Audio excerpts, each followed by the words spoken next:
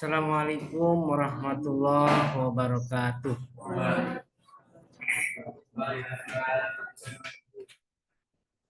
Bismillahirrahmanirrahim. Alhamdulillahirabbil alamin. Wa bihi nasta'in wa la umuri dunya waddin. Wassalatu wassalamu ala asyrafil anbiya'i wal mursalin sayyidina wa maulana Muhammadin wa ala alihi wa sahbihi ajmain. Bishrah li sadri wa yassir li amri wahlul 'uqdatam min lisani yafqahu qawli, amma ba'du. Baik, perkuliahan hari ini kita buka bersama-sama dengan membaca lafaz basmalah. Baik, mahasiswa jurusan HKI kelas A semester 5. Betul ya? Hari ini kita membuka kelas offline pada pertemuan kedua hari ini dalam mata kuliah Hadis Ahkam 2 yang pertemuan pertama sudah kita laksanakan minggu lalu pada tanggal 10 ya. 10 September 2024. Walaupun dilaksanakan secara online, tapi semoga penjelasan saya berkaitan dengan RPS, kemudian berkaitan dengan sistem perkuliahan itu bisa dipahami dengan baik dan akan mempermudah perkuliahan kita selama 1 semester ke depan. Oke, baik. Sebelum saya lanjutkan, karena kita ini baru pertama kali tatap muka ya, pertemuan, rasanya kurang afdol jika belum diawali dengan mengenalkan diri satu persatu, one by one, satu persatu. Oke, saya mau sebut namanya, nanti kemudian tolong jelaskan asalnya dari mana dan dulu pada saat sebelum masuk kuliah sekolahnya di mana. Ya, itu aja. Jangan sepanjang-panjang. Tidak usah nanya orang tuanya namanya siapa, ibunya siapa, punya adik atau kakak, tidak usah.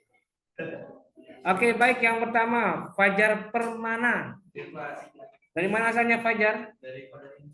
Pada Rincang. Lulusan dari mana dulu Fajar? Al Khairiyah mana? Lancaranji. Lisa Nur Haliza. Lisa asal dari mana? Pandeklangnya mana? Sakti. Lulusan dari mana? Lisa? Malnu, Pusat Menes ya.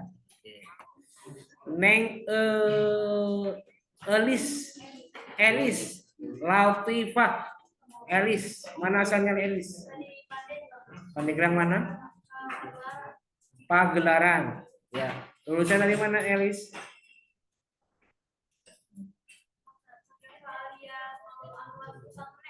Tinggal aja Malu Pusat Menes. Oh, beda lagi.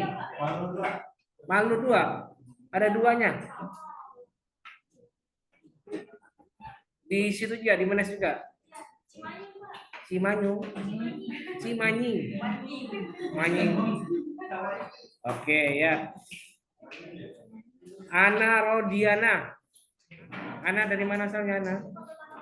Tangerang mana? Iya, di mana? Kecamatan apa? Hah? Oh, Tanah Tinggi. Dekatnya Kabupaten Pemkot ya? Pusat pemerintahan kota. Lulusan dari mana Ana? SMA 6. Di daerah mana itu? Arah bandara ya. Oke. Muhammad Rizaluddin Hawari.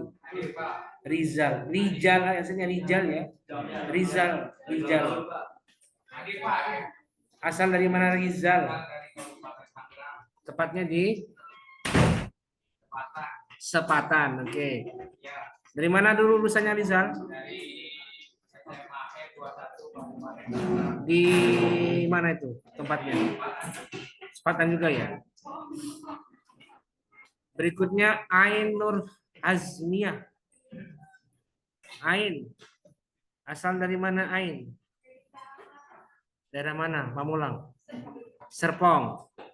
Oh, Serpong masuk Tangsel ya, bukan masuk kota Tangerang. Beda ya. Lulusan dari mana Ain? SMA, Yupitek. Berikutnya Rizwan Syahrul Fauzi. Asal dari mana Rizwan? Mana? Malingping. Lulusan dari SMA Pendidikan berapa? Alisan di Pandeglang ya. Baik, berikutnya Lucy Indriani. Di sini mana? Wawancara apa? Hah? Wawancara apa? Oh, keep. Oke. Ivan Fauzan. Asal dari mana Ivan? Kanara. Lulusan dari MA Nurul Muhtadin di Waringkurung. Kok jauh dari Tanara ke Waringkurung? Mondok ya. Ivan Ihsanul Faqih. Ihsan, asal dari mana Ihsan? Daerah mana?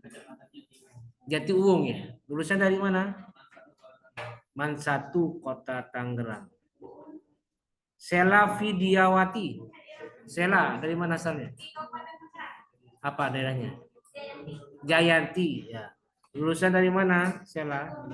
Hah? Fathur Rabbani, SMA apa Alia atau? Iya, SMA apa Alia? MA ya. Di mana Fathur Rabbani itu? Cisoka. Endah Lugina. Endah asal dari mana? Penancangan. Dekat ya. Dari mana dulu lulusannya? Darul Irfan di Kabupaten. Oke. Berikutnya Zaidan Marshendi Rahman. Zaidan asal dari mana Zaidan? Mana? Cilegon. Mana Cilegonnya? Krenceng. Itu kecamatan apa itu Krenceng? Citangkil ya. Lulusan dari mana dulu? Man 1 Cilegonnya. Oke, baik. Firdan Fadilah. Firdan asal dari mana? Pandeglangnya mana? Maja. Lulusan dari mana Firdan? Man 1 ya. Raudhatul Jannah. Raudhah mana asalnya? Mana?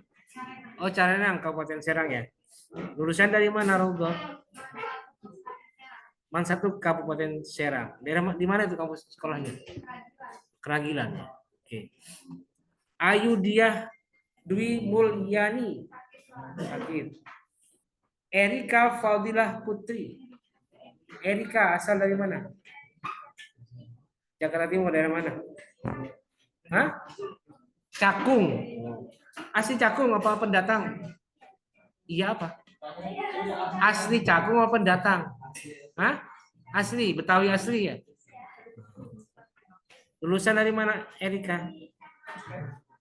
Elba Al-Habib Al-Hamid di Cakung. Oh, Cibubur, Jakarta Selatan ya. Masuk Jakarta Timur itu Cibubur ya? Oh, masih timur ya? Iya. Oke, baik. Berikutnya Hilal Parlaungan Daulay. Oh, ini orang mana ini orang Medan ini ya? Mana ada? Hilal asal dari mana? Dari Medan. Hah? Bogor. Oke, sekolahnya di mana dulu? Di mana? Mana? Man 1 Bogor ya. Pokoknya udah semangat ini Hamdan. Hilal ini. Oke ya, sudah. Berikutnya Ahmad Fauzi. Dari mana asalnya Fauzi? Serang mana? Walantaka. Walantakanya sebelah mana? Di Pipitan, bukan? Pipitan ya. Kantong bensin. Oke, lulusan dari mana Pak Uzi?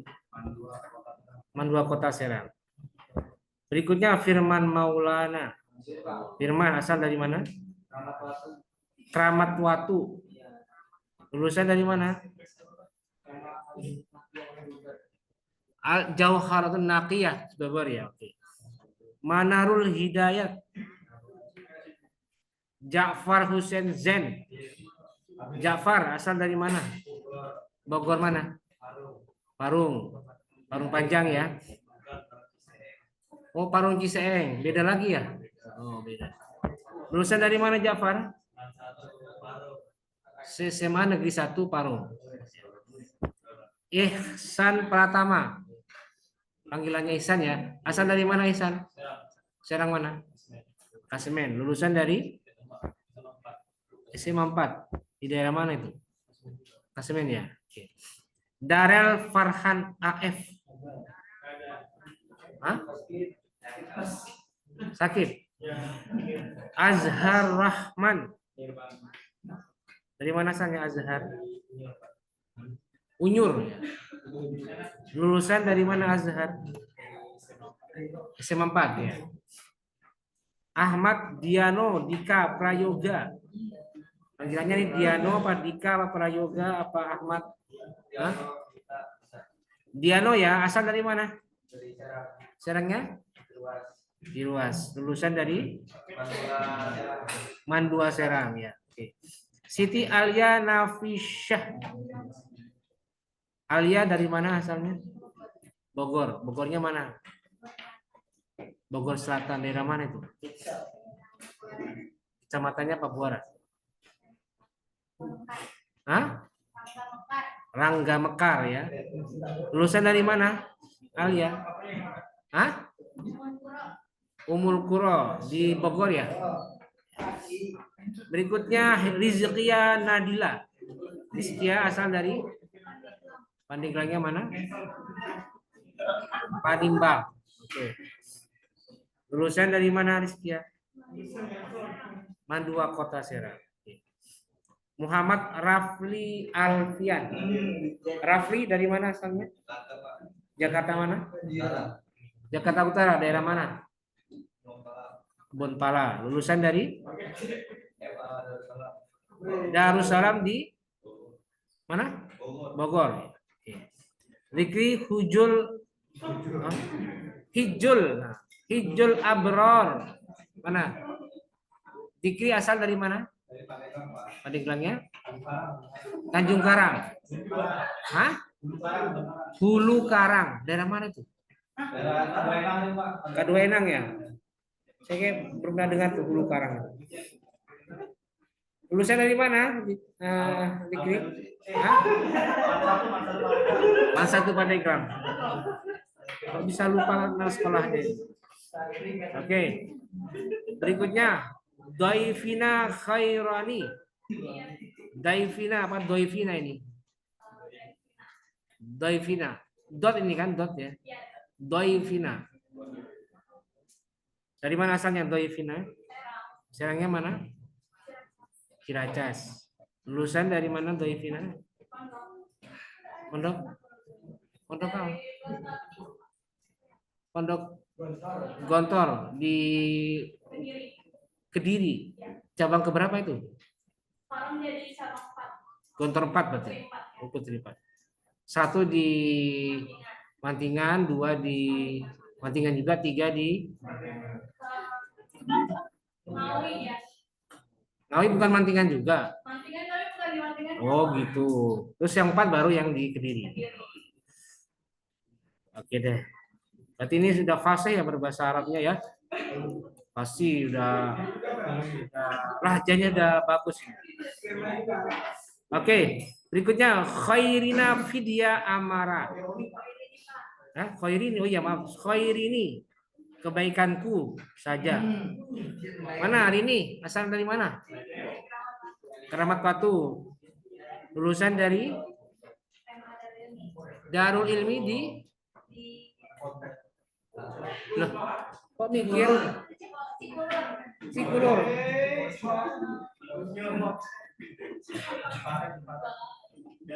Oke, berikutnya Ira Intan Aulia. Intan dari mana asalnya? Ira ya. Jakarta Barat, tepatnya di mana? Tanah Koja. Lulusan dari mana Ira? Al Hidayah di Jakarta Barat juga ya. Berikutnya Putri Arum Sari. Mana asalnya Putri? Hah? Tangerangnya mana? Kota. Karawaci. Lulusan dari mana? Dari mana? Sini, Penancangan. Darul Istiqomah maksudnya. Oh, bukan dadarnya. Al Istiqomah di Tangerang ya. Daerah mana Tangerangnya itu? Pasar Kemis. Oke, berikutnya Muhammad Prayuda. Mana asalnya Yuda? Jakarta mana?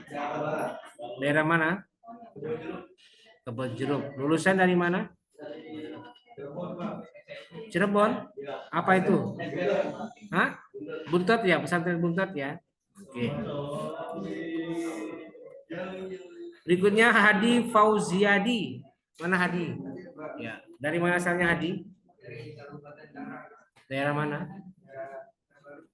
Hah? Mekar Baru, Klonjo. Lulusan dari mana Hadi? Manpat, Tangerang. Kota apa kabupaten? Kabupaten ya. Oke. 35 orang sudah saya sebut, ada yang belum disebut? Siapa namanya itu? Umi Husna. Udah ada kayaknya ini. Berapa orang sih jumlah total kelas A? 38. Ini kok 35 coba? 36 ya? Siapa namanya? Umil Husna. Asal dari mana Umil Husna? Serangnya mana? Cipocok sini ya. Kota Serang, Cipocok. Cipocok mana? Kelurahan apa? Daerahnya? Banjaragung. Berikutnya siapa lagi? Sorry. Lulusan dari mana? SMA 6. Oke. Berikutnya siapa? Agung siapa? Bentar, namanya siapa? Nama saya Muhammad Ihsan Mutakin. Nah, kok enggak ada namanya di sini? Enggak ada ya? Namanya enggak ada ya? Tapi ada di KRS-nya. Nah. Oh iya udah. Muhammad Ihsan Mutakin. Ya, panggilannya Ihsan ya. Lulusan dari mana? Asalnya dari mana? Aku asal di Kampung Magersari Permai, terus? Enggak lah, di Lontar, Pak. Hah? Lontar. Di Lontar. Lontar, cuma nama kampungnya Magersari, Pak. Magersari. Terus lulusan dari mana? Dari Man 1 Kota Serang. Man 1 Kota Serang. Cikur. Oke, ya. Ada lagi satu lagi? Ada? Sudah semua ya? Umi Rusna dan siapa tadi? Ihsan Mutakin. Oke. Baik.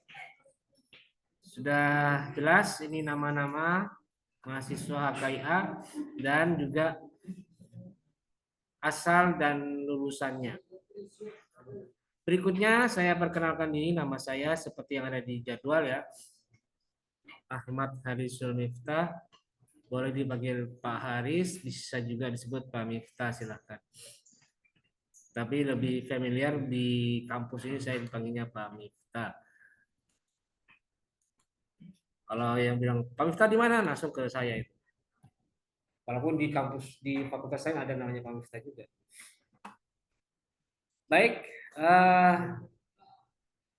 kemudian saya dapat gelar S1, SAG itu setelah saya menempuh studi di Fakultas Syariah IAIN Sunan Kalijaga Yogyakarta. Saya lulusan Jogja. Lulus tahun 2000, masuk tahun 94. Kemudian S2-nya saya juga ambil di kampus yang sama tapi sudah alih status menjadi UIN Sunan Kalijaga. Lulus tahun 2006. Kan peralihannya itu 2004 itu berubah dari IAIN menjadi UIN. Saya masih kuliah di situ. Nah, begitu saya lulus sudah alih status menjadi UIN 2004 dan lulus 2006. Nah, Istri satu, anak empat. Jangan dibalik. Istri empat, anak satu. Serakah amat ya. Anak empat, istri satu. Oke. Alamat rumah saya ini dia. Alamat rumah saya awalnya di Komplek Permata Banjarasi, di dekatnya RS Pemda itu ya, tahu ya, belakangnya Samsat Kota. Cuman itu saya tinggali hanya 11 tahun. Karena 2021 11 tahun. Oh iya, 11 tahun. Karena setelah itu saya pindah ke Jawa Tengah, pulang ke kampung istri di daerah Jawa Tengah, tepatnya di Kota Demak. Jadi saya ini statusnya dosen terbang, terbang terus setiap minggu gitu. Atau kadang 2 minggu baru terbang. Kalau pas wayahnya kuliah baru saya berangkat. Ini pun hari ini saya baru sampai, tepat tadi jam 7 saya sampai, persiapan segala macam, mandi dan segala macam, baru saya berangkat ke kelas jam 7.30, mepet banget. Jadi saya masih agak terbawa rasa capek, jadi mohon maaf kalau suara saya atau mungkin stamina saya belum maksimal karena perjalanan jauh. Jadi mohon maaf saya belum maksimal, tapi tidak apa-apa, semoga bisa lancar penelitian hari ini ya. Kemudian itu saja ya. Oh ya, saya oleh fakultas diberi amanah untuk semester ini sebagai dosen yang menemani kalian dalam mata kuliah Hadis Hakam 2. Dan itu memang relevan dengan keimanan saya yang banyak berkiprah, berkecimpung di persoalan perkawinan dan juga hukum keluarga Islam secara umum. Karena saya kan punya sertifikasi dosen sebagai dosen di bidang hukum keluarga Islam. Jadi ya masih relevan walaupun itu hadis ya.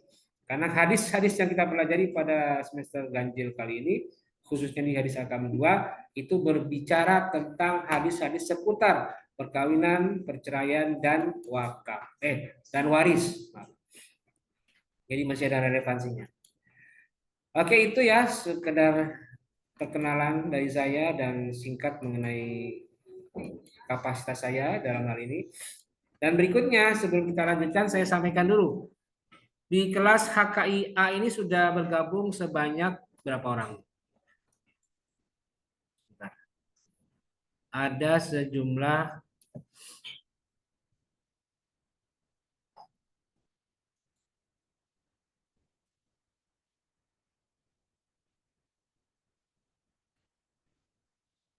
35 mahasiswa. Dari total 38 mahasiswa tadi yang sudah saya cek, siapa yang kira-kira masih ada yang belum daftarin? Tadi pengakuannya 38. Siapa yang belum? Sebab kalau belum mendaftar nanti kita proses perkuliahan akan tersendat ya, karena begini, absensi seperti saya sampaikan kemarin minggu lalu akan menggunakan sarana Google Classroom. Jadi link absen tidak akan saya bagikan kalau tidak punya link, tidak punya akun Google Classroom. Jadi belum daftar. Jadi tolong nanti dikondisikan ya.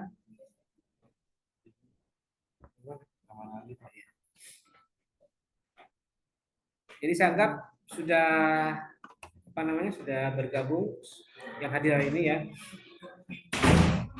Nah berikutnya silakan buka Google Classroom-nya. Silakan bergabung di Google Classroom, masuk. Karena nanti di Google Classroom akan saya bagikan link ya, link absen untuk hari ini.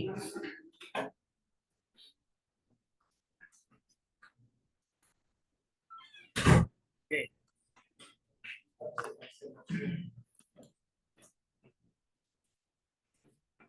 Sudah?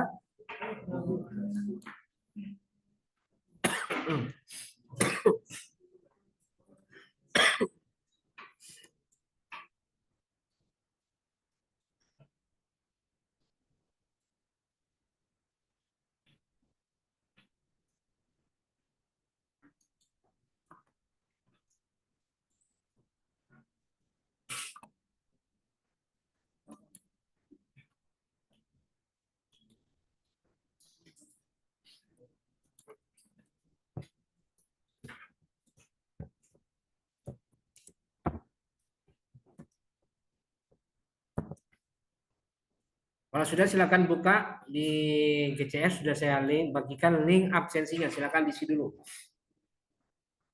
Untuk perkuliahan hari ini tanggal 17 September 2024, link kehadiran kelas HKI sudah dibuka. Silakan diisi secepatnya karena absen akan ditutup bersamaan dengan selesainya perkuliahan. Silakan diisi.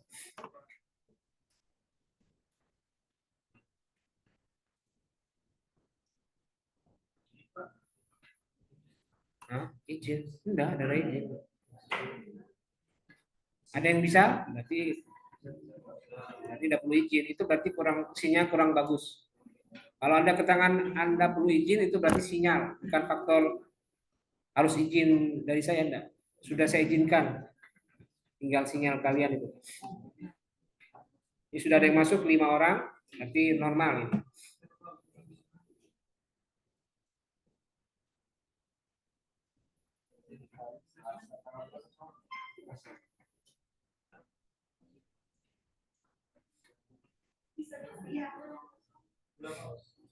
Oke, ya sudah silakan.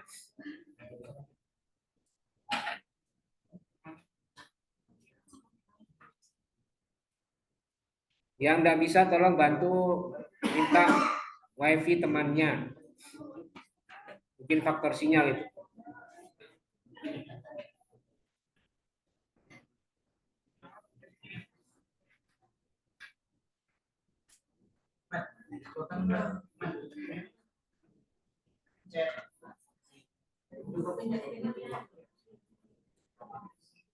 Oh gini kan?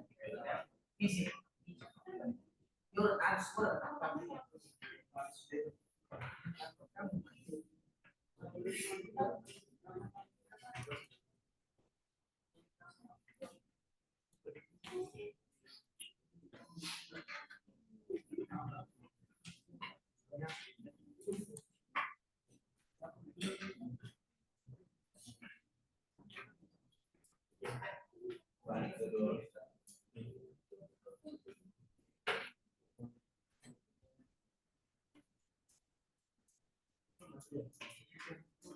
Udah Pak ya, udah.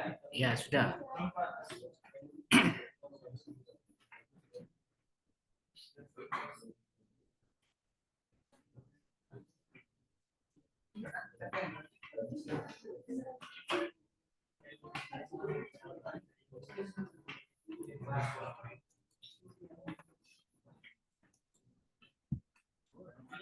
Sudah 21 orang ya.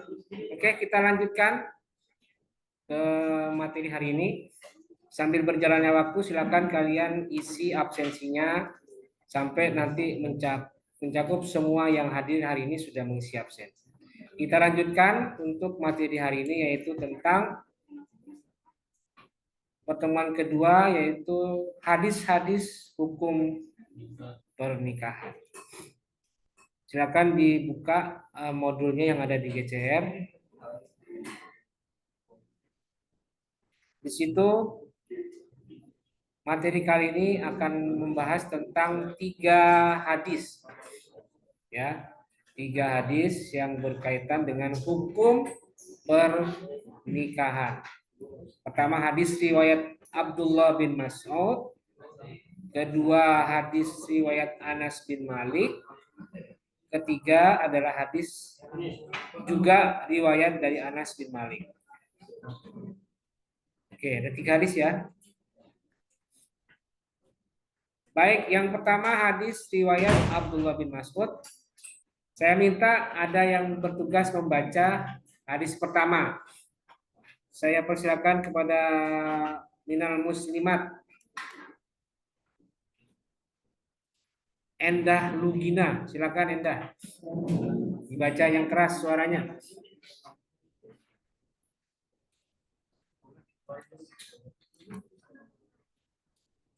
Yuk.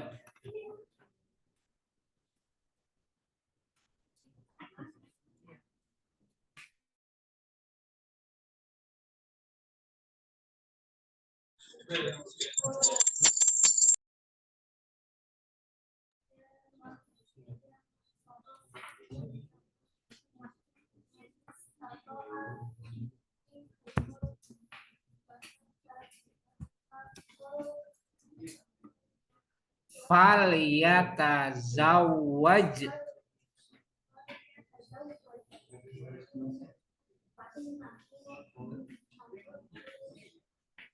Coba kalian dengarkan dulu, dengarkan dulu. Mau yang dengarkan.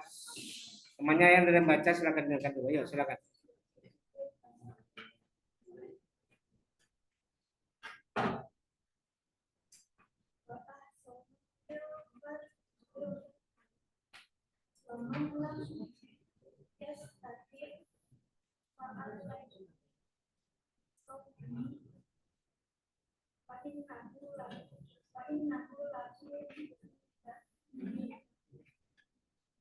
Wijaun, yang jelas dong.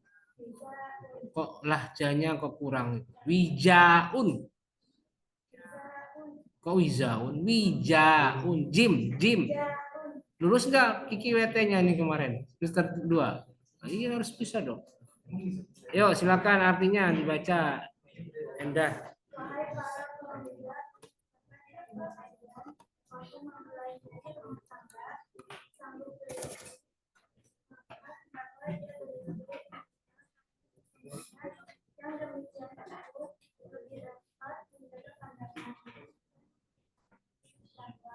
Dan barang siapa yang tidak sanggup, maka siapa yang karena sesungguhnya pas itu adalah untuk mereka berjualan.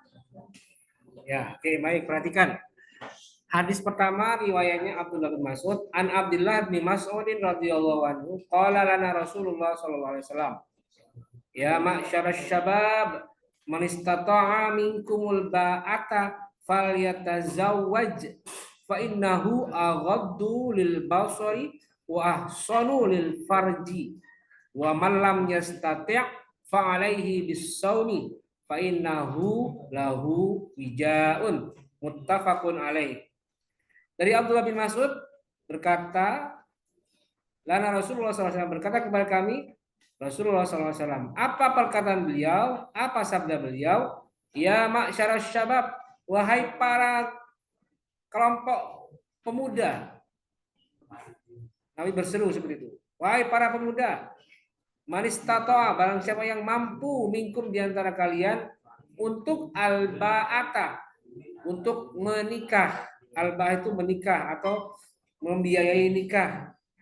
Maka falyatazawwas, maka hendaklah dia menikah, kata Nabi.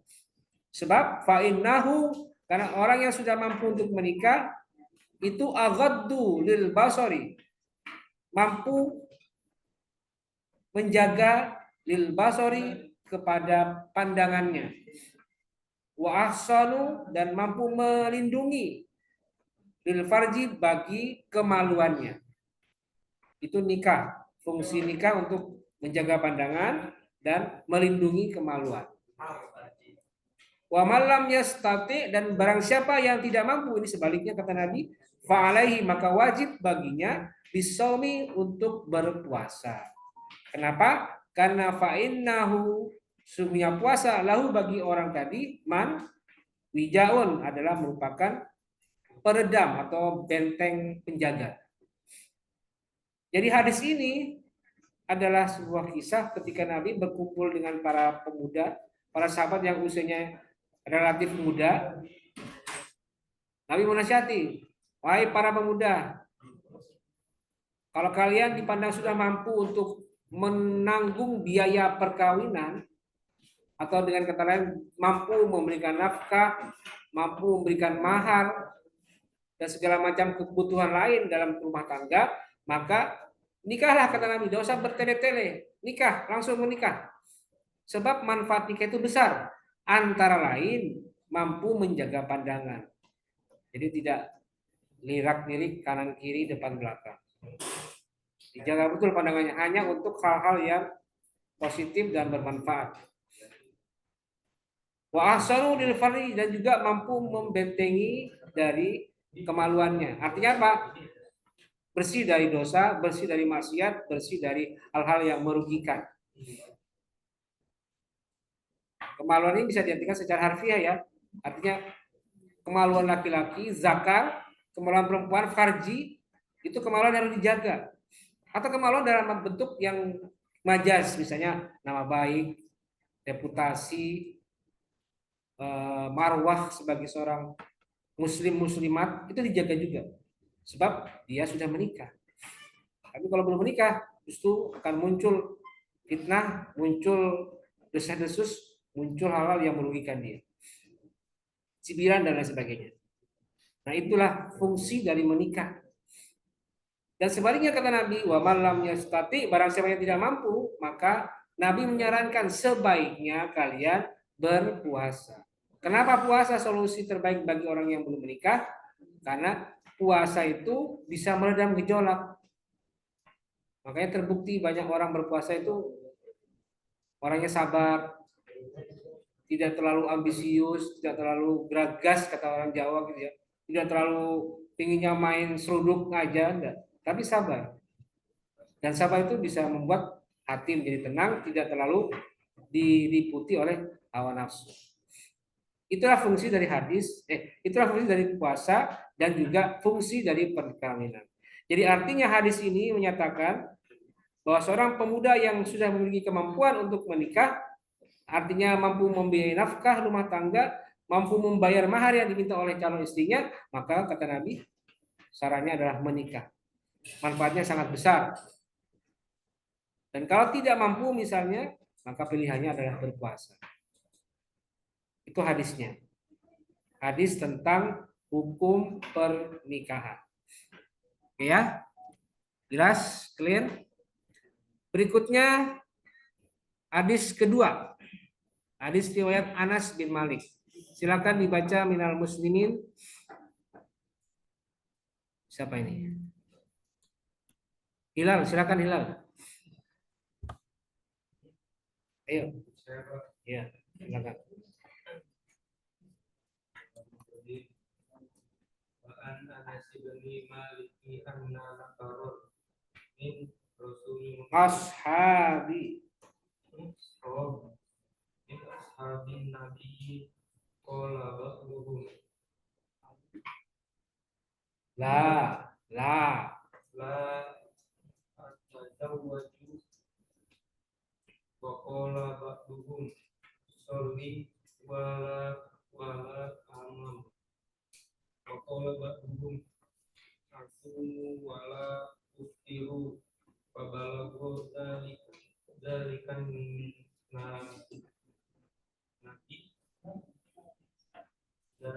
nabi faqala ma balu aqwamin kaza wa kaza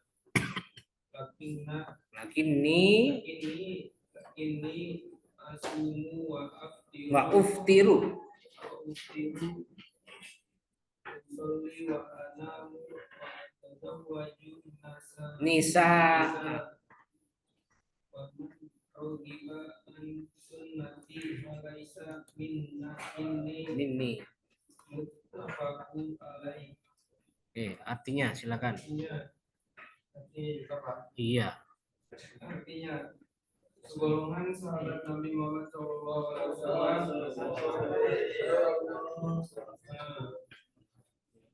berkata kepada sesamanya, saya tidak mau beristri. Sebagian lagi berkata, saya akan sholat terus menerus dan tidak tidur. Yang lain berkata, saya akan berpuasa dan tidak berbuka. Maka sampailah berita itu kepada Nabi Muhammad SAW dan beliau bersabda, mengapa orang-orang berkata begini dan begitu, padahal saya berpuasa, berbuka, sholat, tidur, dan menikahi perempuan.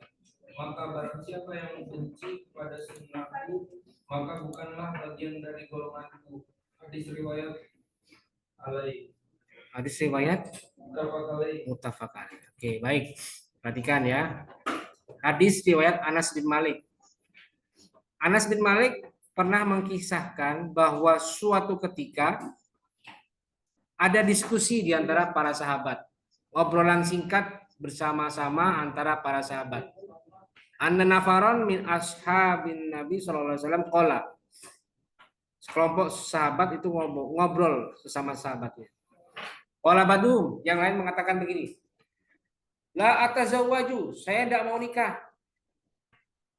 Terus ditimpalin sama yang lain lagi. Wa qala badum, dan yang lain juga ngomong, usolli wala anamu. Kamu udah mau nikah, saya mau sholat tapi tidak mau tidur. Tak mau kalah juga berarti dia. Sholat tapi tidak mau tidur. Mau sehari penuh, semalam penuh, sholat terus yang rajin.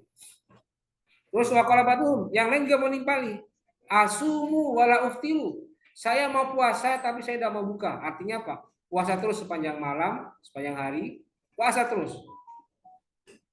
Nah, obrolan di antara para sahabat ini kemudian terdengar fabala gonda dalikan Nabi SAW. Maka sampailah berita ini kepada Nabi dan kemudian Nabi memberikan komentar. Ma balu aqwamin kada wa kada. Kalau bahasa sekarang, lo kok bisa gitu ya? Sahabat nih, ada aja. Kalau bahasa sekarang gitu ya. Kok bisa begitu omongannya orang-orang itu? Kok bisa umatku ada yang ngomong begitu? Ngomong begini dan begini, kata wa kata. Padahal lakinni sesungguhnya aku asumu wa uftiru wa usolli wa anamu wa atazawwaju nikah. Saya puasa juga, tapi wa uftiru saya juga berbuka. Usolli saya juga sholat, tapi wa anamu saya juga tidur. Dan saya wa atazawwaju nisa, saya juga menikahi perempuan. Jadi berkebalikan dengan apa yang diungkapkan oleh para sahabat. Sikap Nabi malah berbeda. Kalau sahabat mengatakan tidak mau nikah, Nabi justru menikah. Saya mau puasa, tapi tidak mau buka. Padahal Nabi puasa, tapi juga berbuka. Nabi mengatakan saya sholat tapi tetap istirahat. Padahal sahabatnya mengatakan saya tidur, saya puasa, saya sholat, tapi saya tidak mau tidur. Ini berkebalikan.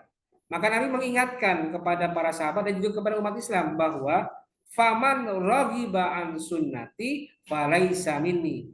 Barang siapa yang tidak suka tradisiku, kebiasaanku atau sunnahku, falaisa minni, maka dia bukan bagian dari diriku. Artinya apa?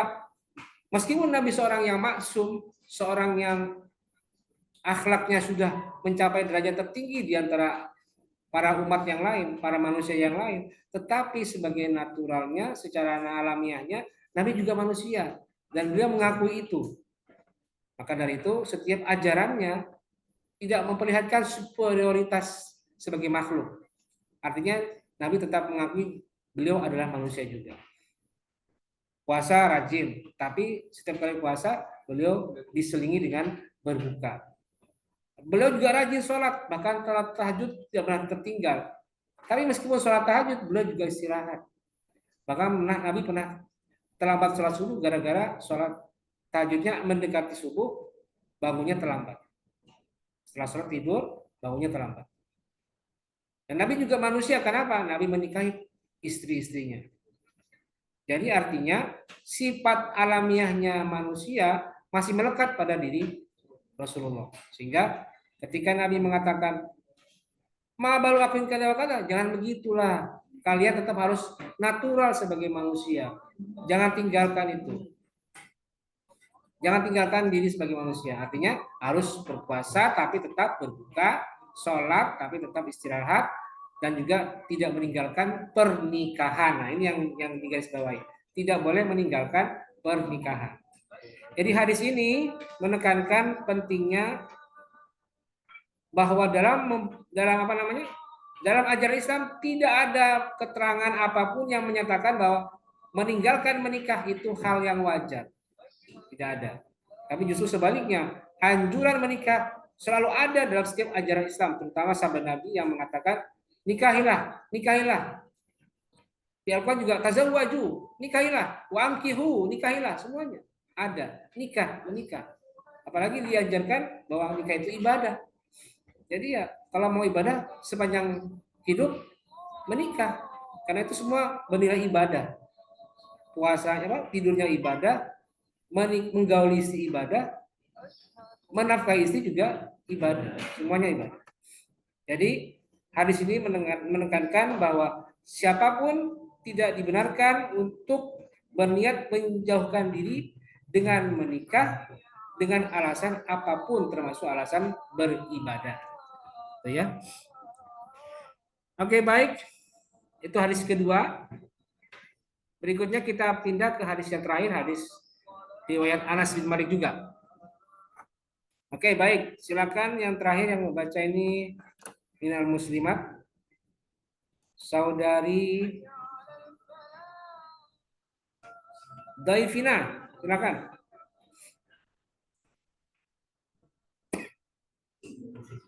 Hadis ketiga.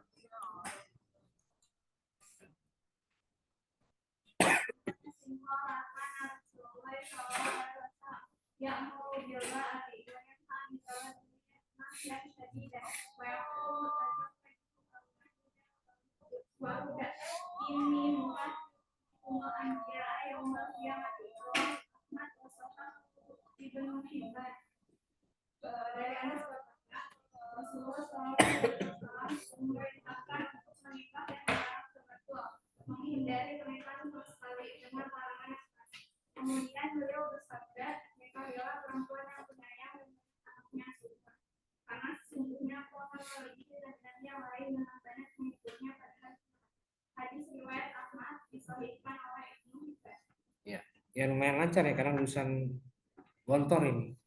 Doifina. Oke, baik. Dari Anas, berkata Anas, karena Rasulullah SAW ya'muru bil ba'ati. Rasulullah pernah memerintahkan untuk menikah. Anjuran yang sangat dianjurkan, sangat ditonjolkan.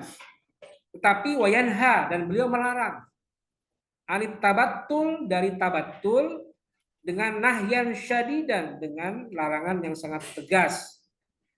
Tabattul itu apa? Menghindari pernikahan sama sekali dengan niatan misalnya untuk ibadah atau yang lain. Itu tabattul. Istilah tabattul.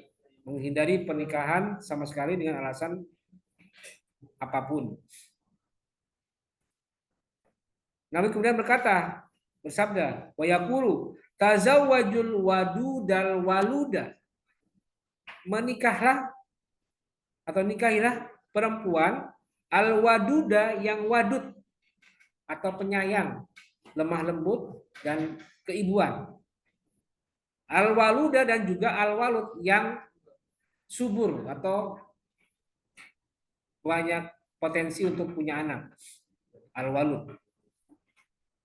Kenapa demikian? Karena ini sesungguhnya aku, kata Nabi, mukasirun, akan menjadi orang yang memiliki banyaknya umat bikum di antara kalian al-anbiya, di hadapan para nabi, yaumal qiyamati, pada hari kiamat.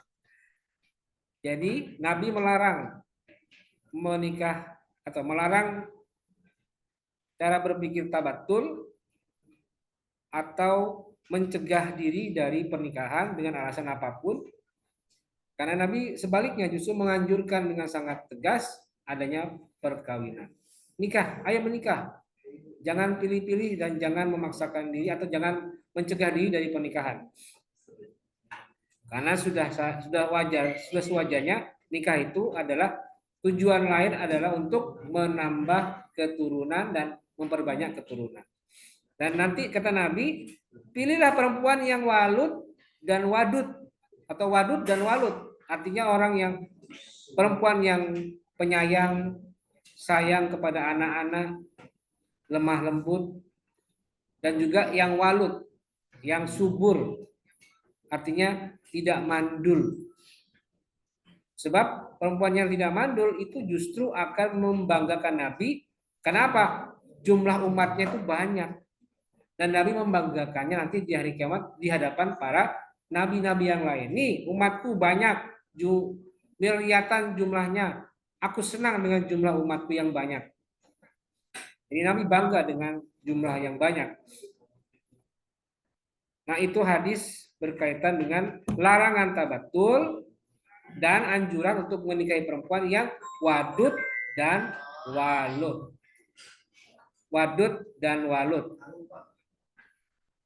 Matikan dulu ya. Wadud dan walud atau perempuan yang penyayang dan yang subur rahimnya. Itu hadis riwayat Ahmad dan disahihkan oleh Ibnu Hibban. Walaupun derajatnya tidak sesahih Bukhari Muslim, tapi setidaknya ini bisa menjadi patokan kita bahwa dalam menghadapi pernikahan jangan dinafikan peran pentingnya. Artinya hindari sebisa mungkin orang-orang yang mencoba untuk menghalangi kita untuk menikah. Apalagi memang secara ekonomi kita mampu. Kita sudah punya kekuatan finansial yang memadai untuk menafkahi rumah tangga. Apalagi itu ya. Ya tidak boleh ditolak. Sudah waktunya kalian untuk menanggung hidup orang lain dalam mahligai perkawinan. Oke, baik. Selesai hadis ini. Sekarang silakan, mungkin ada yang mau ditanyakan, saya persilakan. Pak, Ya, silakan. saya mau absen kok nggak bisa, Pak? Kenapa? Belum Anda absen. perlu izin tulisan Pak. Siapa namanya ini? Coba. Muhammad Rafi Afin. Rafli ya. Iya, Pak. Sini sudah ada 36 mahasiswa ini. Coba saya cek dulu. Sudah pakai email? Wih, Iya, sudah. Pak.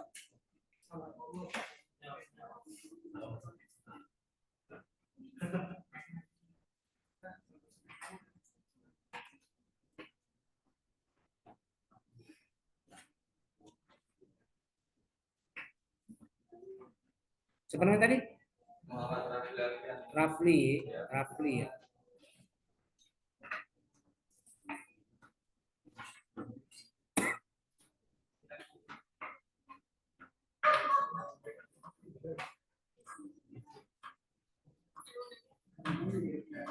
Iya, belum ada ini. Coba diulangi lagi, tapi di refresh atau diulang lagi sampai benar-benar bisa. Karena ini tidak masalah, di sini tidak masalah. Atau nanti pinjam HP temannya, akunnya masukkan ke HP temannya, gitu ya. Oke, silakan, ada yang mau tanyakan tentang materi? Silakan, siapa namanya? Mau tanyakan? Kita itu dulu. Ada yang tanyakan? Nah, jadi ya udah silakan. Mangga.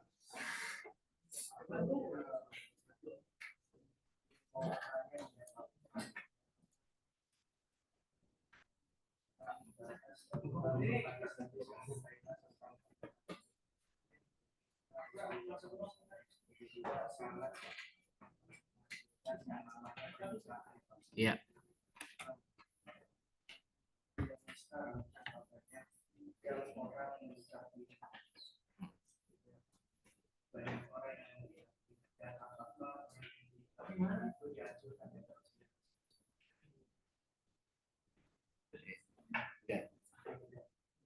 Apakah pernikahan ini dianjurkan oleh Rasulullah, sementara di era sekarang pernikahan ini itu hal yang mungkin sebagian wilayah punya kebiasaan, lo ada masalah gitu ya, itu bagaimana hukumnya?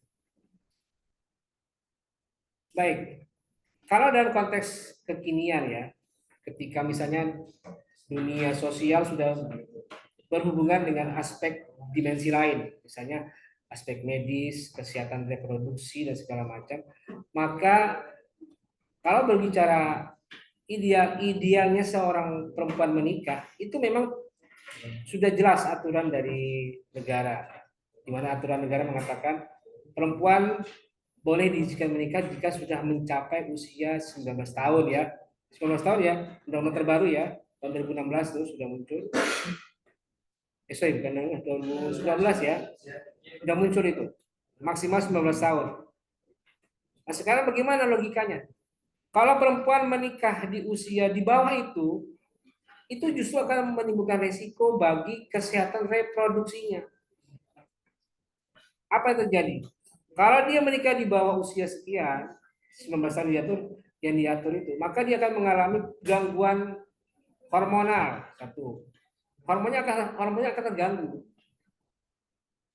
Hormon itu kan berhubungan dengan aspek medis juga, kesehatan mental juga termasuk juga kesehatan di dalam tubuhnya perempuan.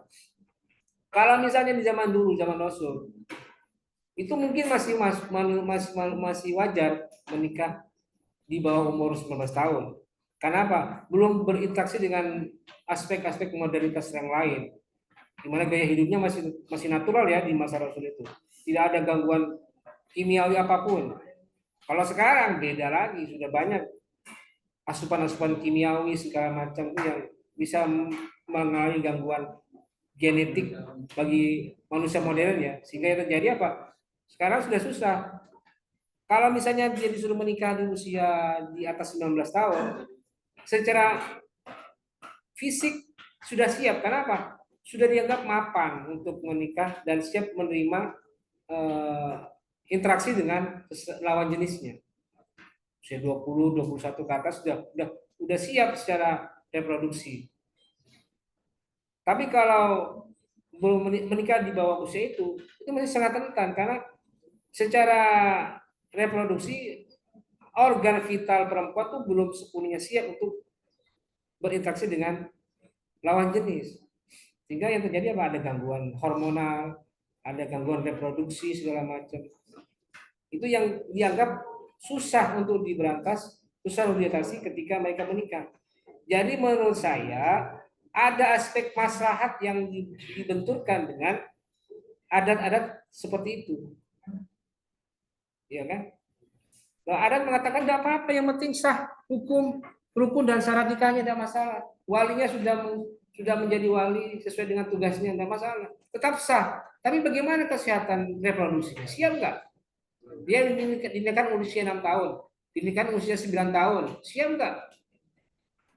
Ya belum tentu siap. Apalagi dia misalnya belum balik, belum menstruasi, sudah dicoblos itunya kan. Memang boleh secara hukum, secara fikih. Tapi apa dampaknya yang terjadi? Nanti ada gangguan hormonal di situ. Dan itu mudarat kan, akhirnya apa? Secara konsep maslahat bisa ditekan itu. Ada larangan untuk menikah usia sekian. Jadi menurut saya, ini sekali lagi menurut saya ya, dampaknya bagaimana hukumnya ya cukup beresiko jika menikah tidak mengikuti ketentuan pemerintah. Sebab pemerintah pun juga menentukan batas usia maksimal menikah itu ada pertimbangan-pertimbangan medis, misalnya. Ada pertimbangan-pertimbangan kesehatan reproduksi yang harus diambil juga untuk mengantisipasi jangan sampai terjadi gangguan di kemudian hari. Termasuk juga stunting itu ya. Perempuan yang mengalami atau anak yang lahir stunting itu kan juga salah satu sebabnya karena apa? Karena orang tuanya menikah di bawah umur. Gangguan anak, misalnya dia mengalami stunting, itu kan salah satunya karena menikah di bawah umur. Jadi untuk menghindari hal yang tidak diinginkan seperti itu ya diupayakan menikahlah di usia yang sewajarnya sesuai dengan ketentuan perundang-undangan. Karena itu memang ada pertimbangan, gitu ya. Menurut saya seperti itu. Kembalikan aja ke tradisi lokal atau wilayah yang mengatur ketentuan tentang pernikahan dini tadi. Gitu ya. Oke, baik. Ada lagi silakan. Ya, silakan. Suami istri adalah punya anak, padahal keduanya Bagaimana hukumnya perempuan yang suami istri yang ada komitmen kalau punya anak. Nikahan itu banyak keturunan. sekarang balik ke dia, apa komitmen dia? Kenapa kok tidak mau punya anak? Apa alasannya? Karena kayak gaya banyak pikirin gimana kedepannya gitu kalau punya anak. Banyak pengeluaran juga. Ya, kalau menurut saya ya itu terserah pasangan masing-masing. Itu kan hak mereka untuk menentukan apakah mau punya anak atau tidak. Itu pun juga apa namanya? Itu pun juga melihat situasi. Apa benar dia tidak punya anak karena mencegah punya anak, atau justru karena belum dikasih anak? Mencegah. Ya itu kembali ke masing-masing pasangan. Jadi tidak bisa diintervensi ya, mereka mau punya anak itu enggak. Tapi diingatkan saja, misalnya kita menemukan ada pasangan seperti itu, diingatkan saja. Kalau kamu yakin konsep child free ya, child free, bebas anak, itu Anda mau terapkan dalam hidup silahkan. Tapi ingat konsekuensinya nanti harus kamu terima di kemudian hari. Sekarang bayangkan aja, banyak orang sekarang mau ingin punya anak, Banyak orang pingin punya anak. Loh kok kamu berdua pingin nggak punya anak? Loh kok bisa? Karena secara reproduksi bagus, secara hormonal genetik bagus, rahimnya kamu bagus, sperma kamu bagus, ya tinggal disatukan, langsung punya anak. Dan orang yang tidak punya, yang divonis mandul oleh dokter bahwa suaminya mandul, istrinya mandul, itu gimana pun caranya tetap berusaha punya anak. Ada konsep bayi tabung segala macam. Ini kok kamu yang dikasih anugerah luar biasa, subur, suaminya subur, istrinya rahimnya bagus, kok tidak mau punya anak? Itu aja. Dan tolong kalau Anda misalnya ketemu sama orang yang punya konsep berpikir kayak begitu, sampaikan aja silahkan. Tapi ingat konsekuensinya. Apa kamu siap untuk di masa tua tidak ada yang merawat kamu? Kalau sanggup ya silahkan. Silahkan hidup sebatang kara. Kalau tidak sanggup, pikirkan baik-baik. Konsep child free itu tadi. Jangan sampai sembrono.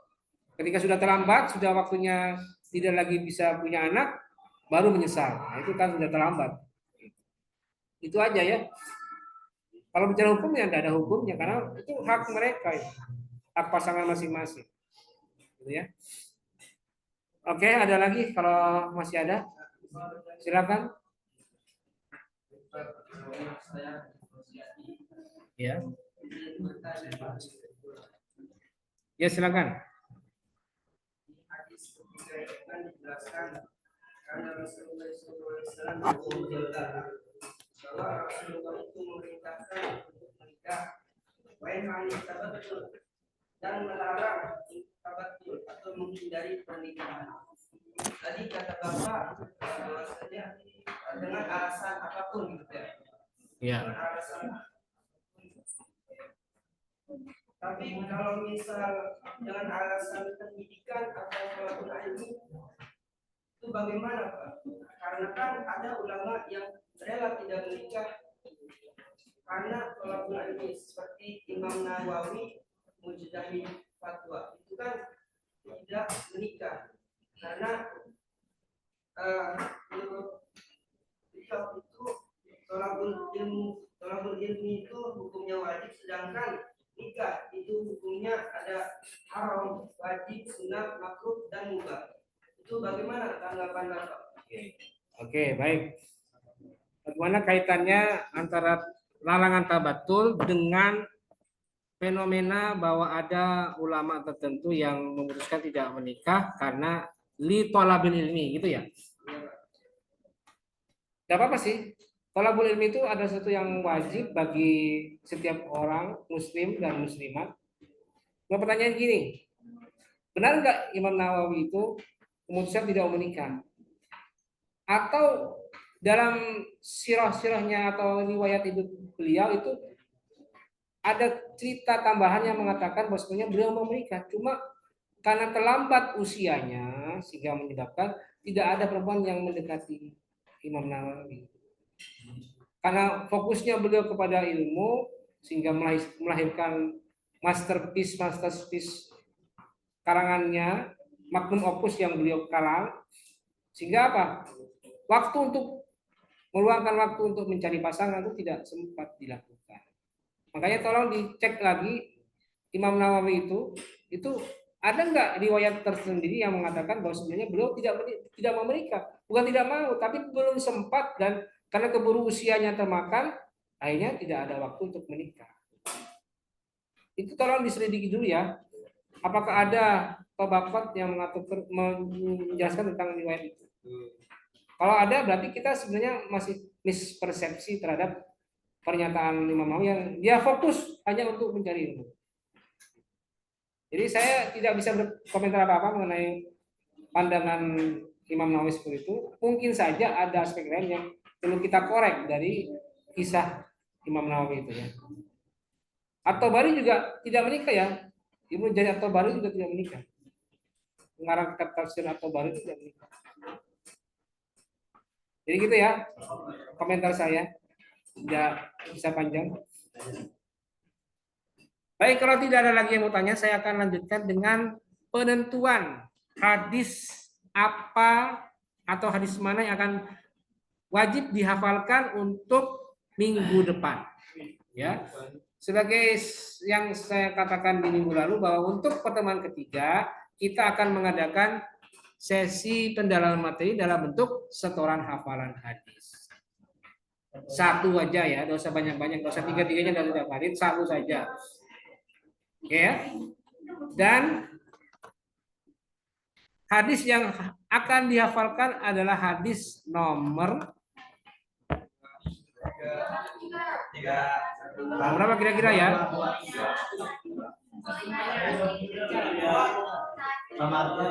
Berapa? 1, 2, 3. Ya sudah, saya tengahi hadis nomor 1. Ya. Jadi nanti untuk pertemuan ketiga, hadis yang wajib dihafalkan adalah hadis nomor 1, yaitu hadis riwayat Abdullah bin Mas'ud, lengkap dengan artinya. Ingat ya, hadis yang dihafalkan adalah hadis nomor 1, lengkap dengan artinya. Untuk keterangannya tidak usah. Yang penting hadisnya, matannya, dan artinya. Dan untuk penentuan pengaturan setorannya akan saya atur melalui pengumuman di GCR pada minggu depan. Misalnya untuk kelompok untuk pembagian jam dari jam sekian sampai jam sekian itu kelompok 1, kelompok 2 jam sekian sampai jam sekian, kelompok 3 dari jam sekian. Jadi nanti kalau belum wayahnya kelompok itu dimulai ya belum saya persilakan. Jadi kalau belum waktunya jangan langsung maju ya. Dan untuk setoran minggu depan akan dilaksanakan secara online melalui Zoom meeting. Ya, bukan Zoom ya. Online karena saya tidak berada di kampus minggu depan. Nah, perlu diingat. Tata cara hafalannya, ingat. Usahakan ketika menghadap kamera itu jangan mensiasat dengan ada bacanya di sini. Jadi sambil tolak-tolak gitu. Harus hadap kameranya. Ada kameranya. Iya, kameranya. Hah? Ya pokoknya usahakan tidak ada siasat kalian untuk membaca, bukan membaca tapi menghafal. Ya, jangan pakai siasat. Dan kalau perlu nanti kalau misalnya untuk menjaga kejujuran, saya minta kalian tutup mata. Baik tutup mata pakai tangan atau pejamkan mata. Nah, itu saya langsung bicara ya. Jadi misalnya hadis nomor 1 an Abdullah bin Mas'ud radhiyallahu anhu ya masyaallah syabab man istata'a minkumul ba'ata. Oke, perhatikan saya kasih contoh ya. Contoh gini, saya pejamkan mata. Bismillahirrahmanirrahim. An Abdullah bin Mas'ud radhiyallahu anhu qala lana Rasulullah sallallahu alaihi wasallam ya ma'syara syabab man istata'a minkumul ba'ata falyatazawwaj fa innahu aghaddu lil basari wa ahsanu lil farji wa man lam yastati' fa alaihi bisawm fa innahu lahu wijawun muttafaqun alaih. Jadi pejamkan mata, tutup mata atau ditutup pakai tangan. Ya. Usahakan perhatikan, usahakan jauhkan dari catatannya. Jangan dekati biar tidak tergoda gitu ya. Itu caranya supaya kelihatan benar-benar hafalan, bukan baca. Ya. Dan nanti akan diatur mengenai siapa kelompok 1, siapa kelompok 2, siapa kelompok 3. Oke. Baik, saya kira itu. Dan tolong nanti ketika masuk di Zoom, usahakan namanya nama asli ya. Nama sesuai dengan absen supaya saya tidak bingung. Misalnya jangan pakai nama Samsung 07 bukan. Namanya lupa diganti. Usahakan namanya diganti dulu. Nama aslinya. Terus lagi kayak kemarin kan ada yang gabung-gabung kan ya. Misalnya 3 orang bergabung. Nah, sekarang saran saya, tidak apa-apa gabung, tapi begitu saat on-nya kelompok dia, usahakan namanya sesuai dengan nama yang hafalan. Terus kalau kemudian nanti berikutnya langsung ganti lagi, di rename lagi. Nama siapa yang berikutnya. Supaya saya tidak bingung ketika menentukan oh ini namanya siapa bergabung di kelompok berapa. Gitu ya. Sebab ini kan saya akan atur di Zoom itu nanti ada waiting room. Ruang tunggu untuk menentukan siapa yang sudah masuk kelompok yang akan hafalan, siapa yang belum. Yang belum ya belum bisa saya approve. Belum bisa saya izinkan untuk masuk. Jadi yang masuk dulu hanya yang sesuai kelompok yang terjadwal. Jadi yang belum tunggu dulu. Makanya kalau namanya udah jelas, saya bingung ini siapa ini. Samsung atau Shinchan apa gitu kan gitu ya. Sudah ada sesuai dengan nama. Tolong diperbaiki namanya dulu ya. Ya. Oke, baik. Saya kira cukup untuk hari ini. Tadi siapa? Belum bisa juga. Oh, tidak gini aja nanti. Kira-kira masih ada waktu nggak setelah ini? Saya kasih waktu sampai jam 16.00. Saya kasih waktu Anda untuk isi ulang. Maksudnya ke ruangan saya nanti kamu masuk lewat laptop, ya, Rafli ya.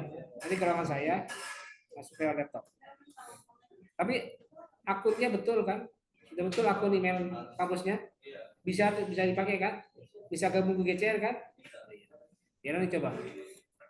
Baik, saya kira cukup. Terima kasih dan mari kita akhiri perkuliahan hari ini dengan bersama-sama membaca lafaz hamdalah.